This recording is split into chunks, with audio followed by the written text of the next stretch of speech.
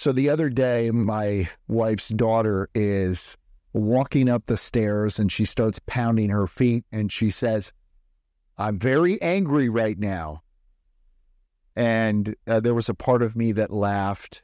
And then afterwards, there was a part of me that began to reflect on the power of that statement and on all of the times that as I was growing up, I didn't feel safe or allowed to. Maybe not so much safe, because I think very often I felt safe, but maybe not allowed to comment on some of my different thoughts, feelings, and emotions. And you see, later on in life, this is going to drastically impact how we communicate with those that we love. You see, if I'm feeling some emotion and I was raised to believe that I was not free to comment or free to express myself when I was feeling that emotion, I'm going to hold it inside. And that's so powerful in relationships, because if I'm feeling a certain type of way, but because of my upbringing or because of my life experiences, I was never made to feel that it was okay to either express that emotion or to express that I was having or feeling that emotion, I'm going to stifle it inside. I'm going to keep it inside. And of course, as we know, that is one of the most deleterious things that we can do to ourselves, is to keep those thoughts, feelings, and emotions inside.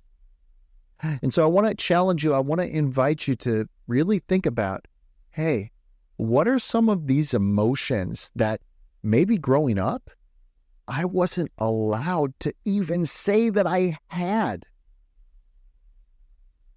What are some of these emotions that I was feeling inside? Oh boy, I remember growing up, if I was feeling this way, I was not going to comment on that because that wasn't going to be safe.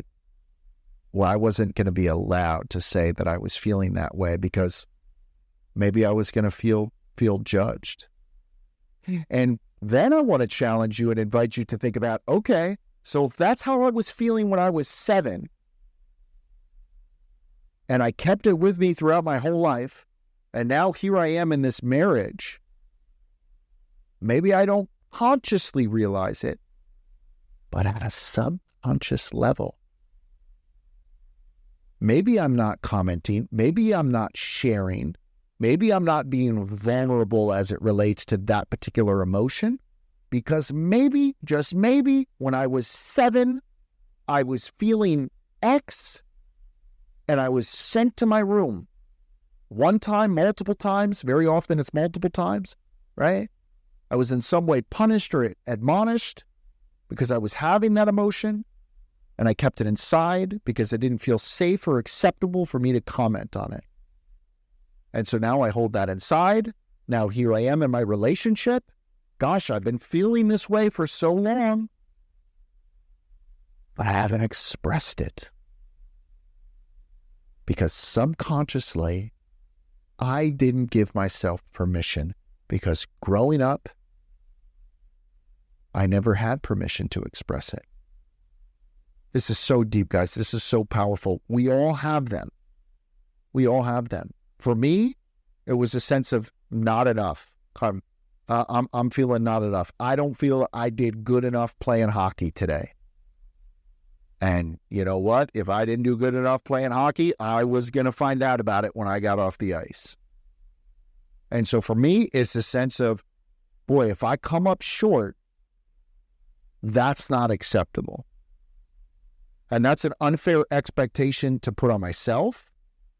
And it's an unfair expectation or something to rob those around me that I love of being vulnerable to say, hey, you know what? I'm not feeling enough today.